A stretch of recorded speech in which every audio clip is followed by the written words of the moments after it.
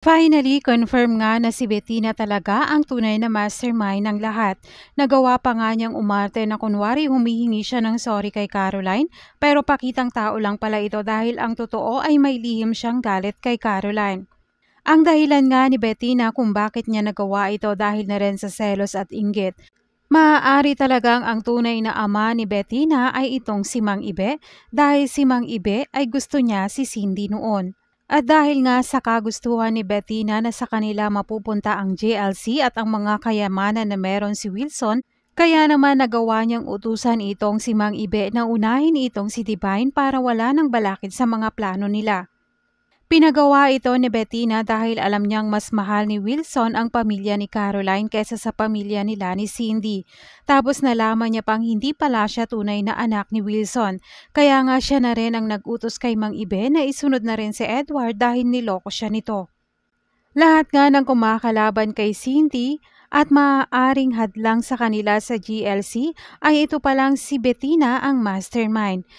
Nagawa rin ito ni Bettina dahil ang dahilan niya ay naiinggit siya kay Caroline dahil nakikita ni Wilson ang effort ni Ling kesa sa kanya.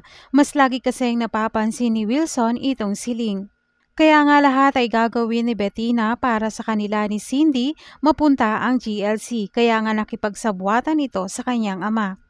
Samantala, hindi nga titigil itong si Mang Ibe hanggat hindi niya natutupad ang pangako niya kay Bettina na tatapusin na ang dalawa. Sinundan sila pero agad namang nakagawa ng paraan itong si Bingo at nag-send siya ng location kung nasaan sila.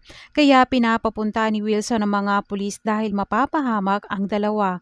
Patuloy naman na sinusundan ni Mang Ibe ang dalawa at patuloy silang tumatakbo. Habang tumatakbo naman ang dalawa, ay nadapa si Ling at para hindi na rin sila matamaan ni Mang Ibe. Kaya nga nagawa silang lapitan ni Mang Ibe at galit na galit naman itong si Ling at sinabi niya kay Mang Ibe na siya pala ang lahat ng may kasalanan. At patatanong pa nga ni Ling na ano ang kasalanan nila para gawin yon kay Divine at Annie at kung bakit yon ginagawa ni Mang Ibe. Gayunpaman, dito naman isasakripisyo ni Bingo ang buhay niya para kay Ling dahil si Ling sana ang gustong saktan ni Mang Ibe pero si Bingo ang natamaan. Nagawa ito ni Bingo dahil mahal na mahal niya si Ling at poproteksyonan niya ito hanggang sa huli. Nang matamaan naman si Bingo ay dumating na ang mga pulis, kaya agad na tumakbo si Mang Ibe at sinusundan na siya ng mga pulis. Si Ling naman ay umiiyak habang si Bingo ay isusugod na sa ospital. Sinabi nga ni Ling na lumaban itong si Bingo at huwag susuko dahil ikakasal pa sila. Yan ang mga exciting part na dapat nating abangan bukas sa Can't Buy Me Love.